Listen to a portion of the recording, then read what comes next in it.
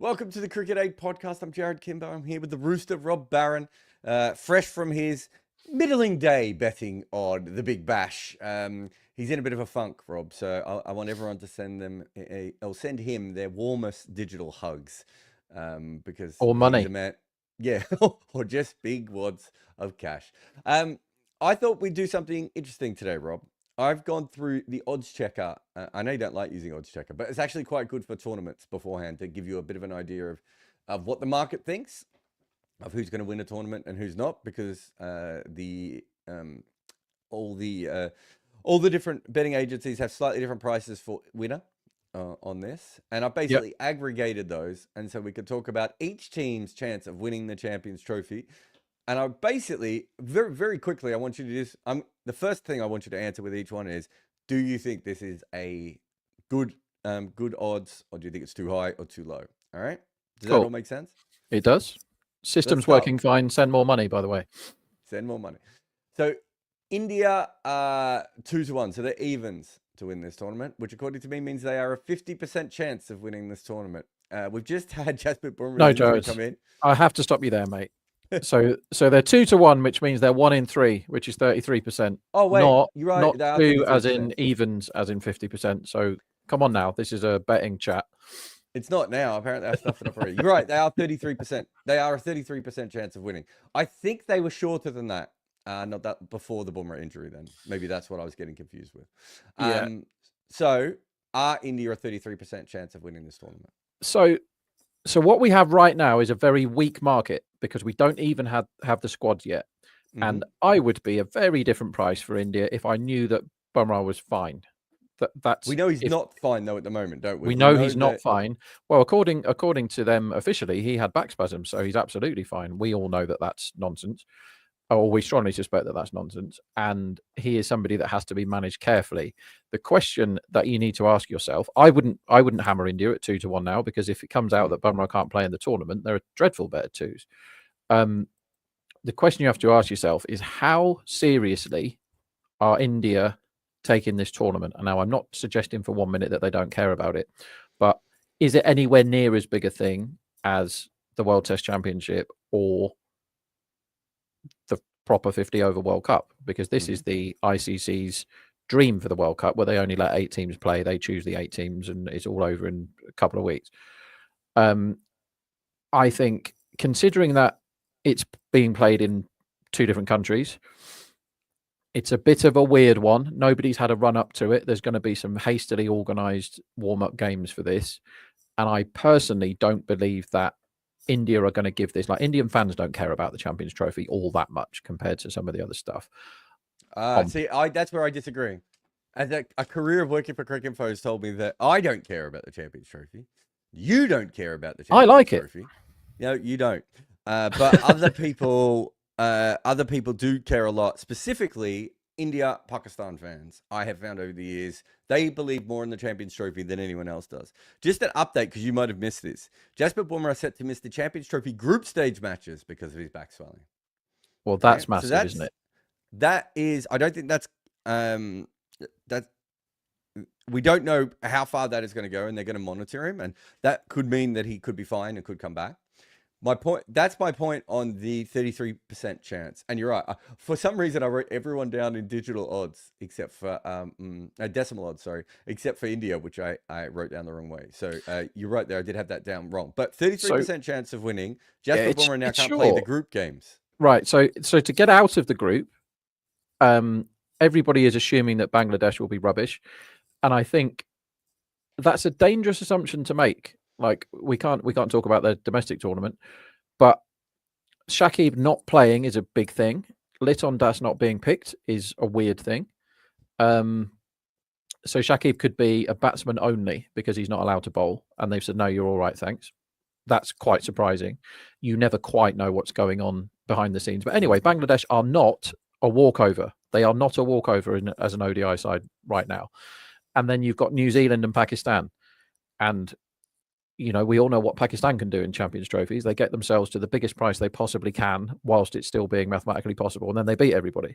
So they're a very dangerous entity. Again, on paper, they don't look all that. And New Zealand, always perform better than they look on paper in these competitions. So New Zealand, Pakistan, Bangladesh, yes, India would be pretty big favourites to beat any of them on any given day, but they have to finish in the top 2 and then get to the semis without Bumrah, right? So 33% to win the comp. No, thanks. No. Is that enough for India? Yeah, it is the easier draw, I think, of the two, obviously, because we'll get to the full odds before. But if you have a look at it, I think India a favourite, and then Pakistan a 5th favourite, New Zealand 6th favourite, and Bangladesh a last in it. So it is the easier side of the draw. But as you said, without Bumrah, it is very, very different. So I think you're right. I think it seems to me a little bit too short, all things considered, for India at the moment. I'm also surprised that when we found out that, I mean, we how many times have we seen before? Like, when's the actual finals are in March, early March, right? Do you not think it's an interesting thing that it's starting to come out that he can't bowl until March, right? Like, that's a weird thing to say. To me, that sounds like they don't even know if he's going to be fit. He might be mega long-term injured, because the first thing we got was he'll probably be all right in the second innings. And then it was, he's got a back spasm, so we're not going to risk him. If he was any kind of fit, they'd have risked him, because they bowled him into the ground in the whole series and they had 160 to defend. So he only had to bowl 10 overs. If he was any kind of fit. So, yeah, how do you say somebody's got a swollen back, they'll be fine in exactly 7 weeks? Injuries don't work like that. So if they've already ruled him out of the group stage, you have to consider the reasonably strong possibility that the finals, the semis and the final, which are straight after the group stage, he might not be able to play them either. And then you're looking at a weak pace attack. Sure. As Kaushal has pointed out, which was my next note, they also don't have Kuldeep Yadav, which is a big thing for a tournament squad of a tournament like this, where it's rapid fire, but you have slightly different conditions, or maybe very different conditions, between Pakistan and the UAE. You want to be able to call on, use your resources, and that's two big gaps. I think that's their 2 best bowlers, isn't it? Yeah. I mean, Shami, I suppose you could throw in there as well. And I don't know what the latest of Mohammad Shami is, and I know he's coming back, but he could easily come back and straight away be in a similar situation. Like, he hasn't played a lot of cricket recently, and we kept waiting for him in the Ashes, PGT, whichever that series was. I know he's coming back against England, but he's not 100% to get through the entire Champions Trophy either. So we've had a quick discussion here, and there are already way too many questions to be answered before you could conclude that 2-1 could be a good bet, right? So no way can you bet 2-1. What would you like them as? With what I know now, so for me, betting on the Champions Trophy will happen 2 days before, right? It just will, because you have to do the work first and then get all the squads and find the availabilities and stuff, and then you can get an accurate price. The price now, it's really hard to drill it down into being right. They are this % chance to win. I could do that the day before the tournament, because you've got all the information. But imagine you're on a podcast and someone asked you to imagine that. I think if I wanted to bet India now, if someone said, what price would you definitely back them at? I'd probably want at least 3-1, which is 8% more than I can get. And I don't think I'd be in a huge rush to back 3-1. Because even if they qualify for the semis, give them a bye to the semi-finals, they're going to have to beat 2 out of Australia, England, and South Africa. They're not certainties to do that. That's pretty tough. Great. Yeah. I think that's fair. I think that's very fair. Especially, there's Gautam Gambhir, of course, involved here. He's under a lot of pressure. Virat and Rohit are under some pressure as well. Shami's coming back from injury. So I think there's lots of questions about India. 2-1 is mental short at this stage. 2-1 is a huge lay. If anyone wanted to back 2-1 with me, get in touch. Well, I wondered if it was worth backing the field against India. So yeah, the way what should happen with bookies is if you offer a price on something, you should have to. It should be legally, enforceable to lay a price on the other side. It would stop a lot of the nonsense that you get. I had a mate who messaged me earlier who knows nothing about cricket betting, and he said, "Oh, I backed both teams to score 160 today," and he said, "I said, why did you back that?" And he said, I'm just trying to find his message now. it was a power price. And I was like, okay, sounds good. What price did you get? And I said, hang on, let me work out what price I would have been. The innings run line opened at 156. So you have to beat 156 by 5, and then it gets chased, which when the other team aren't favourites, it works. Anyway, I said, it cannot be any shorter than 4-1, and it's probably 6-1. And he said, well, I backed 2-1 because it was a power price. And that's theft, right? The bookies put up things that they call enhanced and boost and super price and all this, and they don't offer a price on the other side. They go, Rohit Sharma to take 2 catches and score 2 sixes, 3-1. And you're like, some people honestly look at that and go, well, that's good. Rohit hits loads of sixes and he's good at catching. And if you drill down into the stats, it's 16-1 or something. And you're like, well, where's my 1-4 on the other side, which is what you should have to offer. So if you could get the other side of 2-1, which for bookies these days would be something like 1.4, then you're laying India at 3.5. I think that's really good. Like if I could lay, again, India at 3.5, for me, that's a lay. And no bookies offering that, right? Are you saying that no bookies even? I don't think so. I did have it up. I think I just put it down. So what price, like worst case, they play, I mean, who are you rating higher between Australia, South Africa and England at the moment? Australia best? Then not sure? Well, let's get to that in a second. But yes, certainly with the odds, Australia is second favorite by a distance. The best odds you can get on India at the moment are 28-15. So what's that in decimal? It's not. So not even 2-1. Oh, sorry, you're right. Yeah, you can get 2s. No, so 2s is the best price. 2-1 is the best price. It's madness. Yeah, I don't think there's anything better than that. You're right. Yeah, I can't see anything. So, it's not ideal. Not all the bookies have got their markets up, of course, because Champions Trophy will probably come. You know, we're a little bit ahead of the curve here. That's why Rob refuses to do it. Okay, let's get the second favorite. Australia, 4.5 decimal odds, 22% chance of winning the tournament. See, that feels about right to me. There's a lot to like about Australia's white ball. That they've got so many options, and they actually have all-rounders, which not many teams do these days. And they've won a World Cup in Asia of recent times. Right, and they were the best, and they've got Travis Head, and you know does World Cup Maxwell turn up? Because he batted in one of the most funny partnerships I've ever watched yesterday with Osama Mir, where they got I think they got a 70-something, maybe 80-something run partnership, and Mir was dismissed for a duck. I think Maxwell was on 10 when Mir came to the crease, and when he got out for a duck, Maxwell had 89. That's proper cricket. If that Maxwell turns out, and the Maxwell that plays in the World Cup is like the best player ever, right? He's the best player in white ball history during World Cups. If the World Cup Maxwell goes to the Champions Trophy, Australia are, to answer Rahul's question there, how are Australia second favourite? Why aren't they favourite? I would much rather back Australia at the 4.5 kind of range than India at sub 3. I mean, sub 3 is mental. So what's probably going to happen, to me answering your questions here, is because India is so short, lots of other teams are going to be a bet here. You could do a lot worse. The trouble with that group, with the what Australia have to do, is they don't have an easy route, as easy a route as India do, because South Africa and England on paper are pretty powerful opposition. They've got to finish in the top 2, and Afghanistan are not the easiest team to beat if they get conditions that suit them. They've added power to their batting now. We know plenty about their spinners, but their pace is getting a lot better when you've got Faruqi and Navid at the top. Naveen, sorry. 4.5. It's a much more attractive proposition than the India price is, and I really like Australia's chances with this. I wonder if Australia are slightly further out because the group is just so much tougher.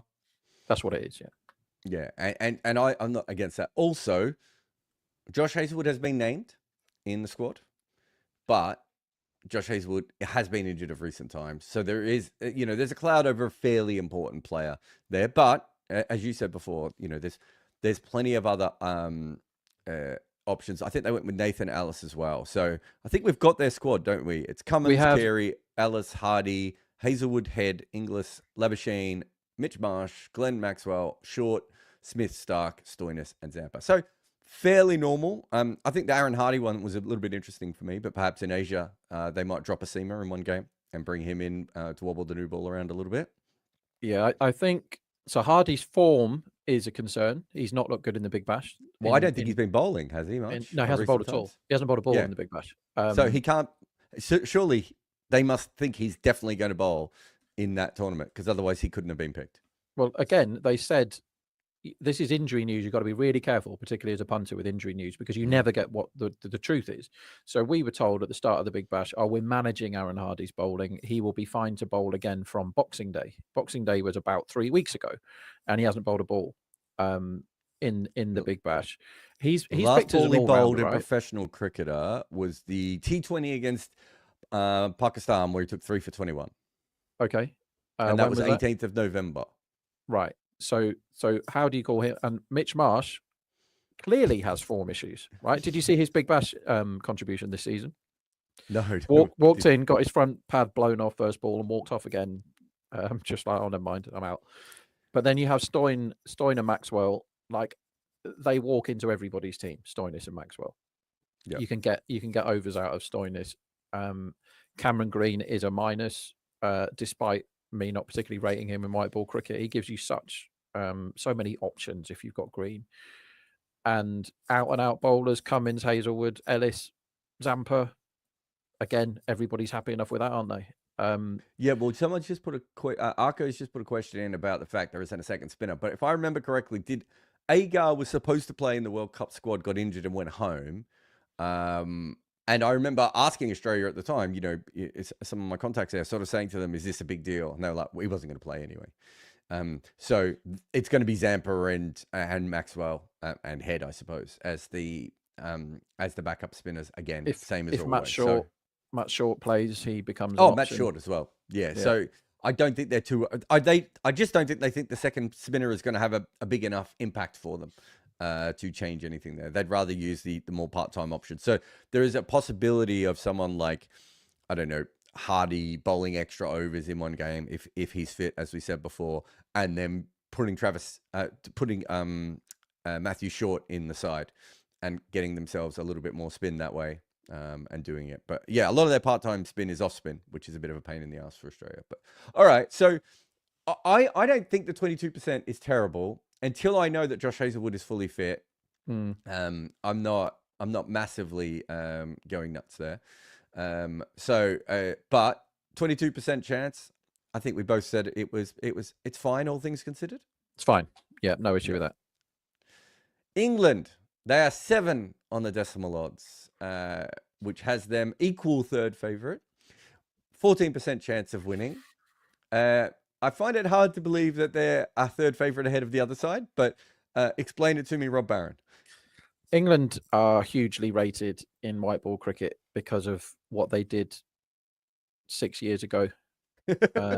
And some of those players are still knocking around. I honestly think that's what it is. It's like the market went in 2019, the market went England are big favourites. They were 2-1, I think, at home to win that World Cup. And despite getting themselves out to 6-1 to win that World Cup after they lost a couple of games against Sri Lanka, notably, they did everything correct. They did everything right here. And England are a much better team on paper than they are in real life. And when you look at, Mark Wood, Jofra Archer, that's good. Mark Wood hasn't been fit for 100 years. He's 35 years old and he's been fit for like one of them. Adil Rashid is still absolutely good enough for this level, but he's not the guy he was. He's nearly 37. He's not the guy he was 4 or 5 years ago when he was one of the absolute best. Atkinson's career is still an utter mystery to me, and maybe he's way better than I think he is. But if you'd have said to me a year ago, Gus Atkinson's going to be one of England's main bowlers, he's the only fit seamer that England are taking, Gus Atkinson. The only fit seamer. The other seamer is Saki Mahmood, and he can't stay fit either. Well, I mean, to be fair, like, it's not like the old days, is it? Like, I get your point, but in the old days, you kind of would do that, whereas now you can whip someone in at the last minute as a replacement. But they've got cast, to be fair. They don't really have a frontline ODI attack. right? And that was never their main strength anyway. Like Jofra and Adil Rashid kind of carried them at their peaks as well.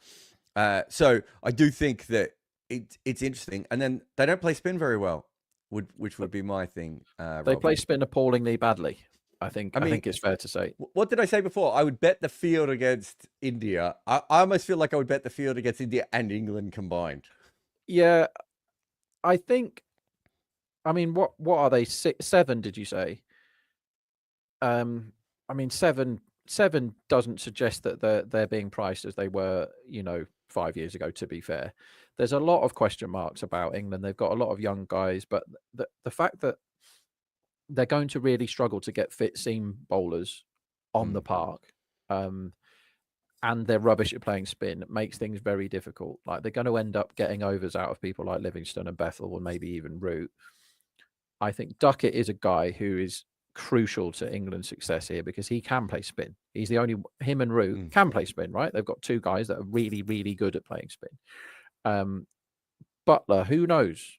Butler is still, he's one of the best ODI bats of all time. They've still got him in their side. You can't write this team off. Like they've got some proper players. And yet, here I am writing this team. But when you go, right, we've got Jamie Overton, who cannot, he goes through entire tours without being able to bowl and batting as a specialist 5 balls at the end guy. Like, what's that? I don't know.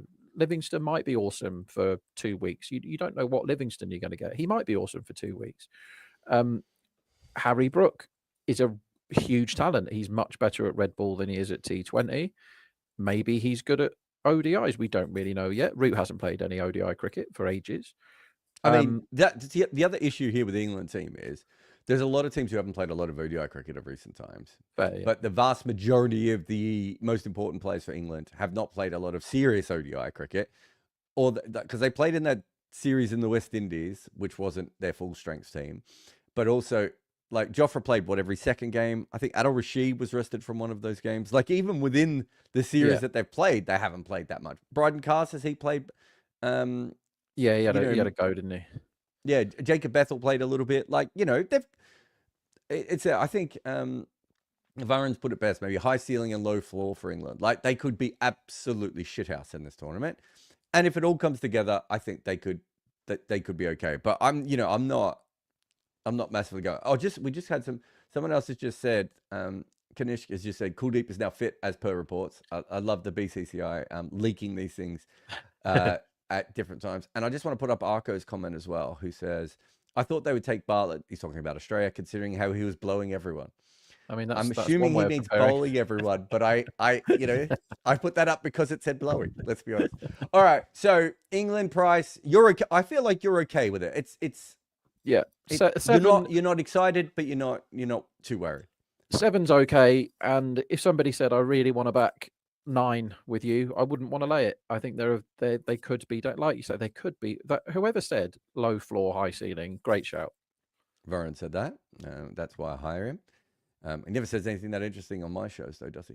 Bad choice of boss. Other than that, good stuff, Varun. Okay, so South Africa is next. So as I said, they're equal. Third favorite with England. So again, 7s. And a 14% chance of winning. They have, over the last 2 years of ODI cricket, won 19 and lost 15. Before the last World Cup, they played a lot of their best players over and over again. They're not doing that. It looks like of recent times, they've been a little bit more up and down, I would say, with what they're doing. And of course, they just lost all their matches to Pakistan. And I think, did they lose a couple to Afghanistan? But that was perhaps not with a full strength side. That might have been even with the B side. And India beat them as well. I think we all think they're much better than these results. They are. South Africa are a really, really good ODI team.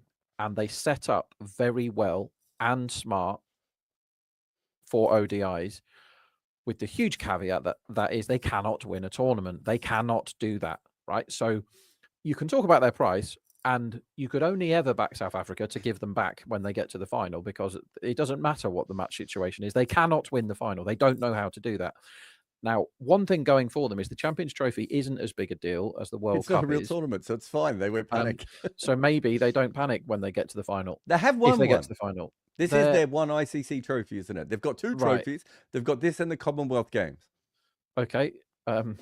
Good stuff. But their middle order is one of the best ODI middle orders ever assembled. If they can get Markram back fit, Klassen, Miller, Markram, and you add Stubbs to that now. Stubbs is somebody who's improved more than any other cricketer in the last couple of years. He's a total gun. Bavuma gets so much shit for his T20 batting. It's not his fault that they keep picking him for T20s, or lots of teams. Now they've stopped picking him for T20s. He's really good at this. He's a perfect guy to get his 40-ish off 48 at the start and then walk off and let someone else like play a big shot and get out and then set. So that's how South Africa set up. They try and set the platform for the guns in the middle. It's a very good tactic with the resources they've got at their disposal. Marco Jansen is one who you're like, I don't know which one's going to turn up, that great big gangly giraffe, because I've seen him bowl spells that are amazing and I've seen him bowl spells that are toilet. So he can also, if he's faced a few balls, he can murder the ball with the bat as well at the end of an innings. They've got so much going for them. I'd say their spin is covered compared to some of the teams like Maharaj and to a lesser extent Shamsi is fine. I think Shamsi is probably quite a lot worse than he was 5 years ago, and he needs a pitch that suits him, Shamsi. So I don't see Shamsi as a guy that's going to play all the time, but I think he's an okay reserve spinner. Norkir is the biggest question mark in the squad for me, because the good version of him is great. The good version of him, they should be third favourite. Yeah, you could argue that they should be anyway. Yeah, well, yes. Sorry, they should be even more so third favourite. They shouldn't be, I think that's fair without that. Someone here, Ashera says, they have no lower order unless they pick Mulder and trust in about 10 overs. They haven't had any lower order for ages. That's how they've been playing their side. They pick 6 specialist batters and 5 specialist bowlers with Janssen and hope that Janssen works. William Mulder has got a lot better, I think, of recent times, and it's starting to look like the player that you hear whispers of from within South Africa. So they might go in that way as well. They'll always have Markrams, especially in places like Pakistan. They'll have Markrams 3 or 4 overs that they could throw at it as well. My big concern is that I think they prepared very well for the last World Cup. And I think they prepared very, and they got, and they did very well. And they almost beat Australia in that semi. People have forgotten that, but they almost beat Australia in that semi-final, despite the fact they didn't make that many runs. I just don't feel like they've been preparing for this at all. They've been thinking about Test cricket for ages, and I'm not having a go at them. They're going to make the World Test Championship final. Watching them of recent times doesn't look like a team who is about to turn a corner and smash everyone in a Champions Trophy. Things can change when you assemble your best team, but they do have the bowling lineup that could cause problems for any other side in this tournament. If Norkir is fit, yes. I love the way their squad looks. Like, they have loads of options, and I'm not concerned about their lower order batting, because the openers or the top 3 can bat long if they need to, setting that platform for them all to go bang with your Janssen insurance. It's really good. Like, the batting's really good, the bowling's fine. As you say, they've not paid any attention to the format for a while, and also the SA20 is a massive deal for South African cricket, right? It's a huge thing. Whatever you think of the tournament, they get loads of stars playing in it. I watch it. They want everybody to be playing that, and everybody to look at it, and it to grow the game in South Africa, and AB's commentating and all that stuff. Like, that's a big deal for them. So their focus is fully on that now. We're not far away from the Champions Trophy. They're going to have to get attuned to ODI cricket very quickly. I don't know what the warm-up schedule is. I know they're going to have some. There's a lot of ODIs scheduled over the next little while, isn't there, right around the world? I know that there's a couple of teams still playing Test match series as well, but I think there's quite a few ODIs coming up. So, look, it'll be interesting. Someone else, Arco says, did anyone prep at all, barring Afghanistan? Afghanistan definitely have. But the point being is that they did prep a lot for the World Cup. They spent 4 years preparing for the World Cup, and they were a very highly tuned machine at that point. They're no longer that team, and we can see that from their record. Let's have a quick break here, and then after the break, we'll come back with the final 4 teams and more of Rob Barron. The Rob. Remember to support us by subscribing and sharing, but also signing up at Cricket8.com, where live scorecards cover 8,000 matches a year with advanced visual details that tell you who is actually in front in the game. All right, get over to Cricket8. We'll be doing something for the IPL. We'll certainly be doing watch-alongs. We don't know how many. We don't know where we'll be. We don't know if Rob Barron will be wearing a Wu-Tang beanie, or in England you call them beanie hats, don't you? Yeah, I think so. I mean, I just call it a hat, but that does it for me. I don't really understand the need to put in the word hat behind beanie, but that's a conversation for another day. To put beanies before hats, so you do you, Jarrod. Just behind England and South Africa, like a smidgen, like a bee's dick, is Pakistan at 7.5 on decimal odds. They are a 13% chance. So remember, England were 14% chance, South Africa were 14%, and Pakistan are 13%. A lot of this is based on the fact that the tournament is going to be in Pakistan, or at least bits of it are going to be in Pakistan. And I think the other thing is that Pakistan have been winning a bunch of series. They are another team who, to be fair, probably have been preparing for the Champions Trophy. You would think, given it was at home originally, that Pakistan really care about it, and they've done good things in the Champions Trophy before. They beat that England team that everyone was going on about. Where was it? Cardiff, that England got conditions they really didn't like. I remember that. That was such the biggest hissy fit from English media, English team, English fans, and it's like, it's in your country, and they were like, how could anyone score on this wicket? And then Pakistan just came out and blasted them everywhere, and you're like, that's how you score? Yeah, Fakhar Zaman just went bananas. Pakistan are the hardest cricket team to price in the history of cricket, and they don't ever perform how they're meant to. Pakistan. So when I do work about like pricing cricket teams, Pakistan are the hardest one, because you're like, for everyone else, for India, you go, well, I can make a case for this price and I can make a case for this price, and they're not very far apart because you know a lot about them. England, bit more difficult. South Africa, not as difficult. Pakistan, impossible, because you go, well, if you just shout out names, you go, oh, they've got Shaheen, he's amazing.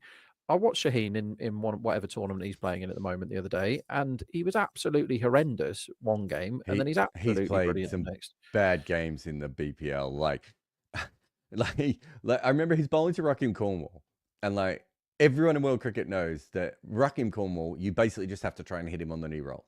If you don't get him early, it could be disastrous, but chances are he's going to miss one on his knee roll. And one of his he bowled a wide full toss at one stage. I was like, well, what's the thought process there? But who's the best ever at blowing the front pad off in ODI cricket? He's in the conversation, isn't he? I think he's somebody that has bowled way too many overs, because he has to play for every team ever, and for Pakistan, and he has to do everything for all their home tournaments and whatever else. So again, we don't have the Pakistan squad yet. You assume, I mean, how Ayub got quite a bad injury in that test. That looked nasty. I don't know what it is. The Babar conversation is always the conversation that comes out when you talk about Pakistan's team. Honestly, I think their price is about 10-1. I think that's about where they are, that team. But if somebody was running at me with a load of money saying, I really, really want to back 10-1, I wouldn't be over the moon laying it, because they're Pakistan at home. Anything can happen. I think that's about where they are. Like, that, I would be surprised if they won this. I think their spin cupboard is about as bare as it's ever been. I don't think that Shadab Khan's not the guy, is he? And I don't think they've tried quite a few options over the last year or two, and they haven't found anyone that you're like, who's Pakistan's spin department in this tournament, Jarrod? You know? I don't know. They haven't announced a squad, have they? But yeah, it's not. I don't think there's any surprise. Like, we're not going to suddenly be like, oh, great, they picked that guy, because there is no that guy. Exactly. And pace department, again, on paper feels really good, but I mean, is Hasnain even in the conversation anymore? Because he's bowled like an absolute drain in the couple of Big Bash games he's had. So they have guys that are wildly inconsistent, and at the moment bowling more bad overs than they are good ones. But with the usual caveat that it is Pakistan, maybe they all bowl amazing at the same time when the Champions Trophy comes along. They did that a couple of years ago. Not a couple of years ago, whenever that Cardiff one was. But during that tournament, one thing to look out for Pakistan, and the laws of the universe don't apply, the laws of maths don't apply, rain rules don't apply. Pakistan can get themselves to 1,000,000 to 1 to win a tournament, and they'll find themselves at 4 to 1 at some point. I don't know how they do it. They did it in one. You cannot write Pakistan off, but I would not back them at anything shorter than 10s. I wouldn't even consider it. Yeah, wait for them to lose a game and then back them is probably the best bet there.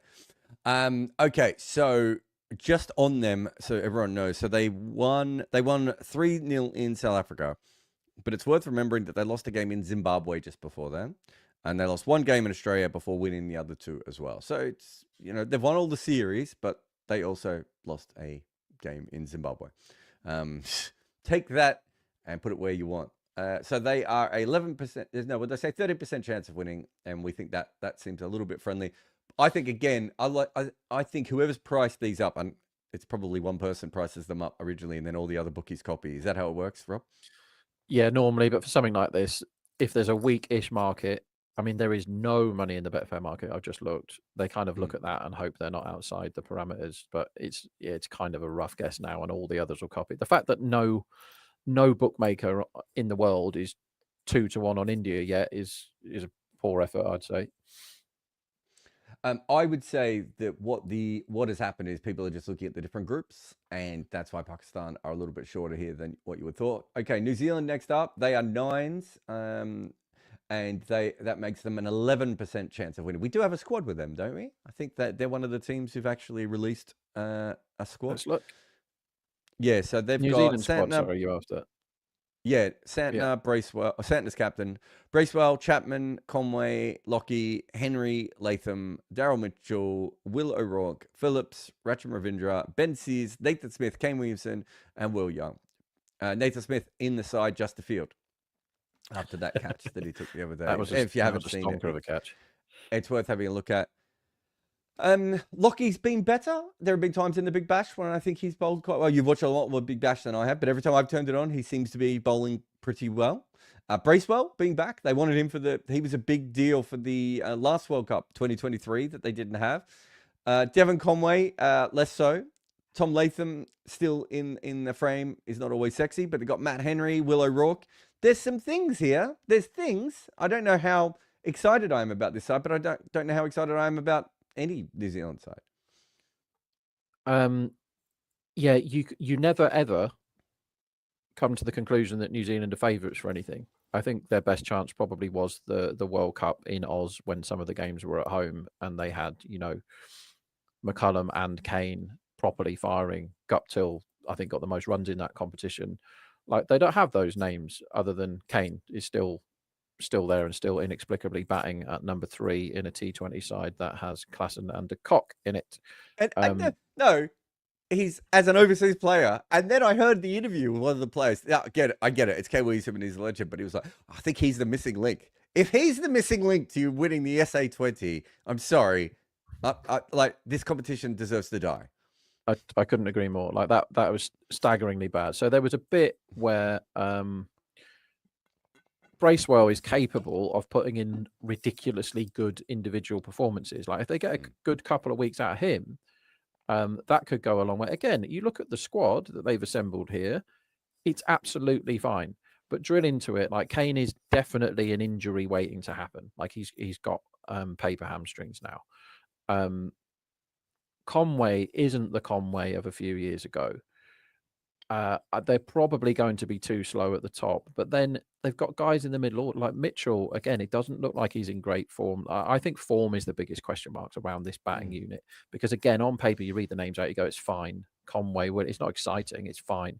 It's a workable 11, but they'll beat somebody that they shouldn't. The bowling attack is fine. It's not exciting. If the good Lockie turns up, it's good. Yeah. The good Lockie played a bit of Big Bash. He's frightening when he's good. Henry takes wickets with a new ball with maybe Smith and O'Rourke at the other end, right? And then Lockie comes on. I don't mind that bowling attack. Like, how it plays in Pakistan is the more interesting thing. But if Henry can take wickets up top, O'Rourke and Lockie should be able to get wickets throughout the innings, and Smith can bat a bit, can field a bit, as the fourth seamer. I don't know. I don't mind that all that much. And then you make the rest of your overs up from what, Bracewell, Santner, any other way, like Phillips, Mitchell, Chapman. You got loads Chapman, of who is the greatest player in Pakistan ever. So I hope you've got him for the top batter of the tournament already, Rob. Chapman. But no, I don't mind the bowling. The batting, I agree with. The batting, I'm like, are they? If Conway isn't Conway, but even if he is, I just think they're going to be a little bit slow and a little bit samey. But I'm interested in the bowling because I think they can go into this with 6 or 7 bowling options in every game, right? And give themselves flexibility. And if, as you said, if the good Lockie turns up, I'm okay with it. I think 11% chance is fine for them because they're in the easier group, right? Yeah, I have them about there. Again, in a tournament like this, you can't just unilaterally write a team off and go, no, they can't win, because it's such it'd be a huge shock if Bangladesh won.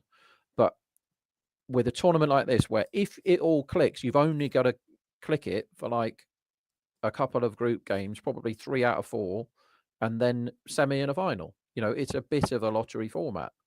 It's fun, it's fast and furious, but if form is such a weird thing, if you manage to get your batting or bowling or both lineups into form for a couple of weeks, you're going to win this tournament because there's question marks about everybody. 10% fine.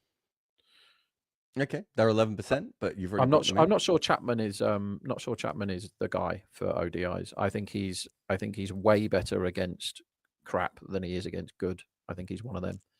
I'm not sure they fit him into the side, to be honest. But I was just bringing it up because someone did in the comments, which is fair. Devang said New Zealand do not have new ball bowlers. I mean, they've got Sears, Smith, Henry, and O'Rourke can take a bit of the new ball. They're fine with the new ball. Different kind of lineup. With O'Rourke and Lockie, they have 2 sort of Liam Plunkett type enforcers in the middle, which is a slightly different lineup than we've seen from them at times, if they go with both of them in the same game. All right. Afghanistan. Now, you said something before with Afghanistan. I had to check this. You said that Naveen Al-Haq was playing, but he has retired from ODI cricket. Of course he has. So what's he's not in this squad. He wants the franchise cash. Yeah, so I'll go through their squad. It's Hashmatullah, Ibrahim Zadran, Gabaz, Sedikullah Atal, Ramat Shah, Ikram Ali Keel. Glad to see him back. It's an ICC tournament, so we have to have Ikram Ali Keel back. Gulbuddin Naib, Azmatullah, Muhammad Nabi, Rashid Khan, Ghazan Fad, the mystery spinner, Noor Ahmed, Fazal Haq Faruqi, Farid Malik, and Naveed Zadran. Okay, so there's a lot of wild card young people in this team. So what Afghanistan have done there is kind of like expect the unexpected. There's always going to be. I mean, how is Gulbuddin 33? It's telling me here. That's not correct. He was 33 once. He's a day. Yeah. Again, if the wickets are spinning, they're the best equipped team. They have a stunning spin cupboard. Like their third and fourth spinners walk into most of the 11s for the other countries. I think with no Naveen, they have Naveed. The pace attack looks a little bare for this competition. It's Faruqi has got to do a lot of the heavy lifting in that pace attack. But they might just go. No, like Omazai's going to bowl, isn't he? And Omazai will bowl a little bit with the new ball, and then and I think he did in the last World Cup as well. If you remember, I know they had the 3 seamers there. They'll probably use Farid, so they'll have the 2 left arm frontline seamers, and then the 1 all rounder. So they are currently 34s to win this tournament. They are a 2.9% chance to win it. Based on how they played in the 50 over World Cup, I'm just wondering what you thought about 2.9%. Well, I thought they were underrated in that last one, and in the T20 one as well. Like I thought they had a much better chance in the market. Did I loaded up on them in that? They just didn't turn up in the semi, did they, for the first hour, and that was the end of that. But they're a frightening team, Afghanistan. They're the sort of team that if you have to win, as England will tell you in ICC tournaments, if you have to win, you don't want to play Afghanistan because they'll just turn up. Like they have so many like mercurial talents. But you can bank on Rashid Khan now for his 10 overs. You can bank on him to be miserly, unless you're Owen Morgan. I don't know how much more Nabi we're going to get. Like you totally write off Gulbadin based on loads of performances, and then he does something mad, like brings himself on for an over when they're defending 10 and defends it, and you're like, well, how on earth has that just happened? But I think with him is, I can't see him having impact on a one-day series as much. He has struggled at one-day cricket. In T20 cricket, because he tries very hard and, is Gulbadin, sometimes things work for him. I just think in one-day cricket, he's going to struggle a little bit more there. So I don't think he should get in the team. Yeah, their big issue is, and we've seen this in T20 one-day cricket, is they can't blow anyone out of the water with their batting speed, right? So their best chance of winning is batting first, making those sort of 200 to 260 run totals, and then letting the bowlers absolutely lock it up at the other end. And they're missing one of their best seam bowlers from that has the ability to help them with that, right? Is that fair to say? Yeah, it is, because you read the names out and you go, well, Gurbaz gets on with it and Zadran's fine. That's a really good opening pair, but they're striking at 80 something. I think Zadran's 80 and Gurbaz is 88 or something like that. And whilst 10 years ago that's great, it's not great now. So they're not going to smash teams out of the game in the power play. And most of the other teams, if it goes right, they can bash you out of the game in the power play, and then you're struggling. They also don't have a bankable middle order with the bat that you can go, well, as long as one of the openers gets them to kind of, the 15 over mark and they're in decent enough shape, then the middle order take over. They don't have the guys that they're used to, because you can't rely on Nabi for 40 off 20 anymore. Like he's not that guy. Rashid Khan's batting is hilarious and always will be, but Omarzai can play. He's getting a lot of experience, Omarzai. He's cropping up in all these tournaments. He played IPL as well. I think they need spinny conditions. If they get spinny conditions, they can beat teams. I don't see them winning this. I have seen them winning tournaments when we've had these conversations before, tournaments in the last 3 or 4 years, but this one I don't see it. So you're happy with 2.9? That still feels a little low to me. I think because of the spin. Because of the spin, and because they've got a few kids, and Noor Ahmed is still only 20, and he might be absolutely awesome, Noor. Because Amfar turned up. I mean, we can get into that. I wouldn't lay 33 to 1. I think they've got more than a 3%. I think they're probably between 4 and 5% if you want to get right down into it. I thought 20s for them seemed fair. Yeah, I think if I was a bookie, I'd be happy laying 20s, but I definitely wouldn't want to lay them at 33s. So yeah, there's a couple of things to remember. Yeah, I think it's a messy group, right, to begin with. Mm-hmm. So where everyone beats everyone else, right? Which would help a team like them. Good point. Yeah, and then the other thing I would add is, what if Australia and England decide not to play them? Or Australia or England decide not to play them? Well, the Australia won't it, Jarrod? Come on now. Australia don't have a good history with making good decisions against Afghanistan, do they? Let's have a look at so who's laying 33s as a bookie on Afghanistan? That's a bad effort. That should probably be backed. Let me have a look here. Afghanistan, you can get 33s on your friends at William Hill. Unibet, you can get that at Betfred, BetMGE, they're all 33s. Yeah, okay. Yeah, there's a couple of 25s as well, but the vast majority is 33s. I think they will go off shorter than that when the tournament starts, mate. Okay, I'm talking. I can't see Rob Barron, so I think he's right. I think they'll go off a little bit shorter as well. I'm a little bit surprised at that. All things. Remember to support us by subscribing and sharing, but also signing up at Cricket8.com, where live scorecards cover 8,000 matches a year with advanced visual details that tell you who is actually in front in the game. If you didn't want to give any more information, you could have said so. You didn't have to kick yourself out of the room, dude. I don't know what happened there. Yeah, 33s. Considering you can get each way probably with the bookies, so half the odds they get to the final or whatever it is.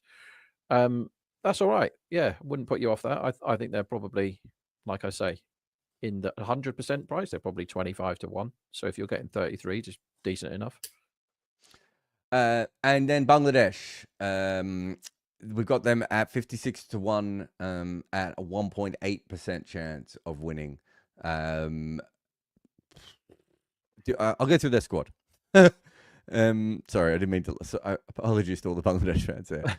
My man Shanto, Sumi Osaka, incredible, he's still around. Tadzid Hassan, Tuad Ridoy, Raheem, Mahmoud Ullah, Jaker Ali, Mahidi Hassan Haraz, Rishad Hassan, the wrist spinner, Tuskin Ahmed, the Fizz, Pavel Hassan Imon, Nasim Ahmed, Tamim Hassan Shakib, and Nahid Rana.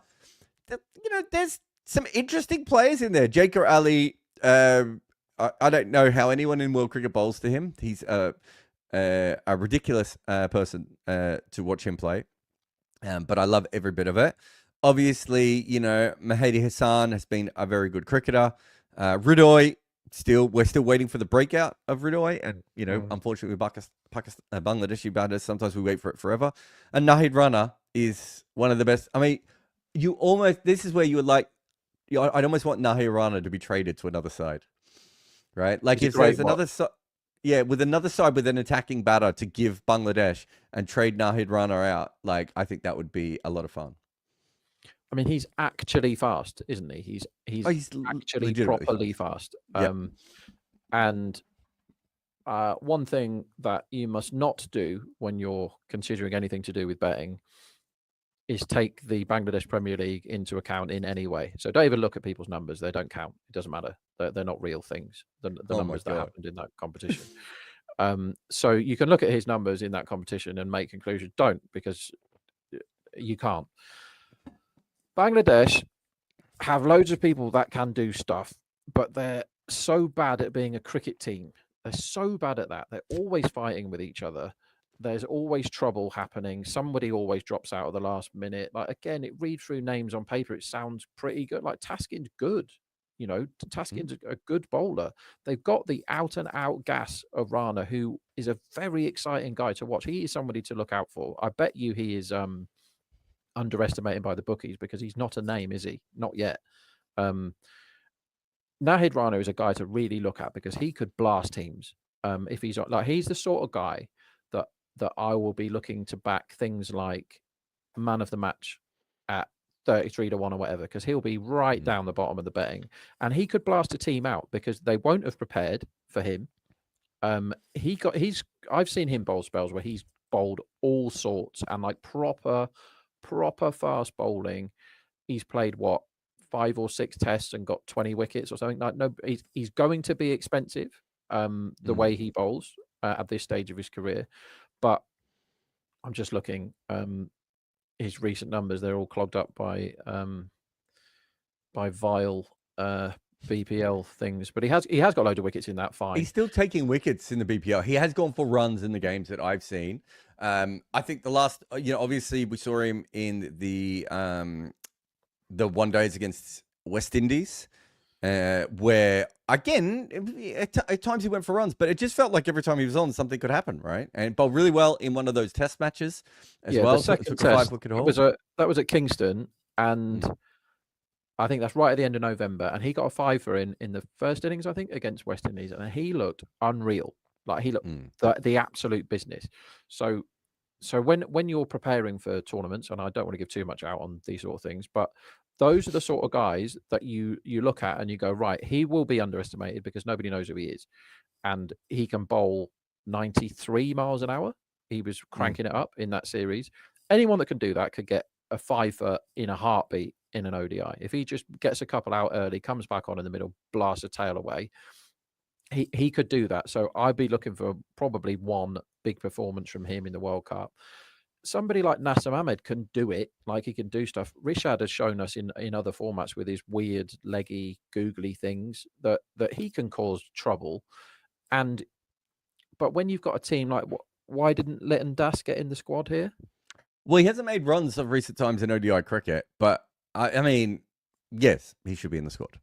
I find it hard to think that he shouldn't be in it. Litton Das is one of those players who I do think at times his reputation is better than his actual talent, because everyone has seen Litton Das play an innings where you're just like, shit, this guy's great. Yeah. We're forgetting all the other innings where he does nothing. So I do think there's an element of that as well with Litton Das. But yes. Okay, so 56ers, 1.8% chance. Accurate. No one's got any issue with that, I don't think. We'd have to see them play a lot better. I just cannot see them winning this tournament, and I cannot see them making the final of this tournament. Not to say that they couldn't play good cricket in this tournament, which is a slightly different thing. I know you've got a meeting in a minute, so we'll go through a couple of quick ones here. Barra said, why are there not any associate nations in the Champions Trophy? Was it originally formed to give more opportunities to smaller teams? Yes, it was.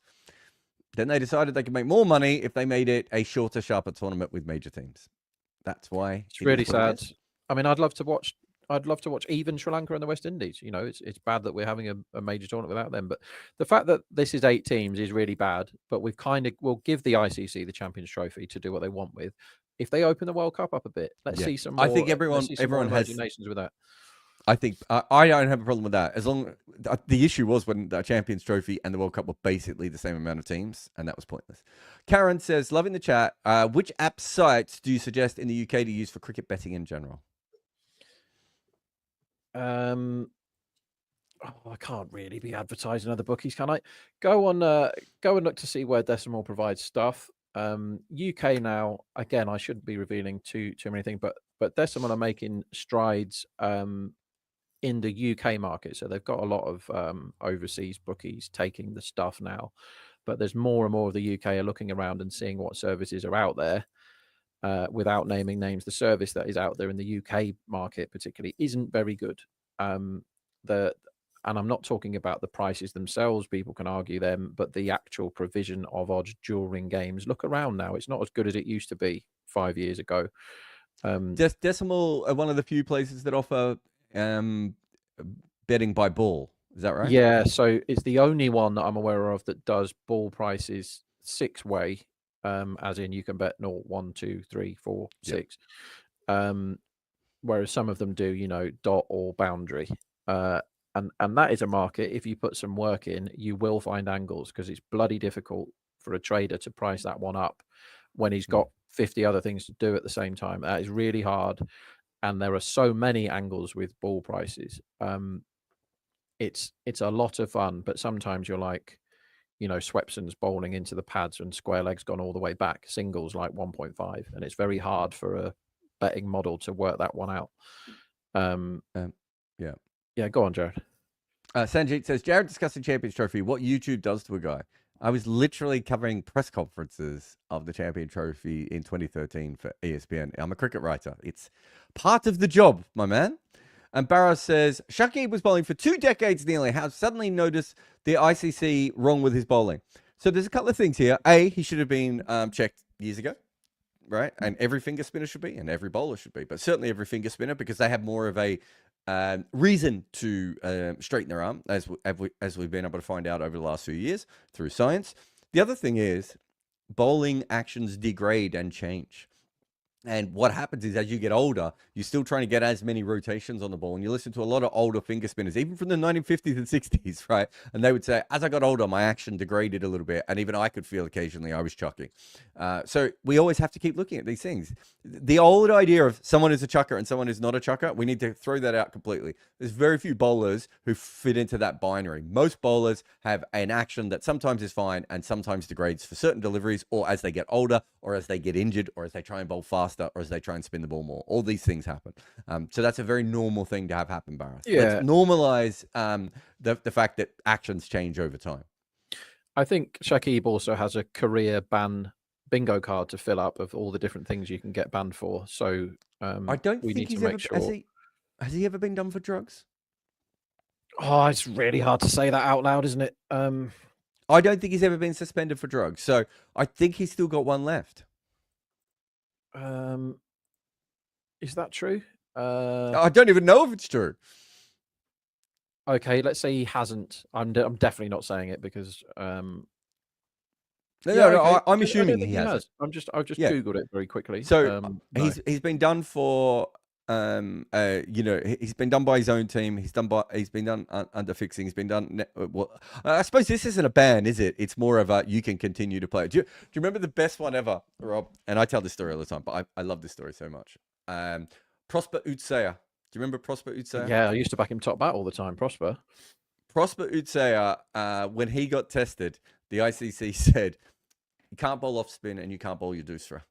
They basically said that Prosper was allowed to bowl slow and straight, which is my favorite. That's my favorite testing story that I've ever had in cricket, where it's like, you can't bowl this, you can't bowl that. But if you want to continue to bowl slow and straight, we will do it. All right, Rob's got a meeting. I've got to go as well. Thank you to everyone for coming on board for another one of these Cricket 8s. Mega and Mash will be on later in this week, and we'll be back again next week as well. See you. Remember to support us by subscribing and sharing, but also signing up at cricket8.com, where live scorecards cover 8,000 matches a year with advanced visual details that tell you who is actually in front in the game.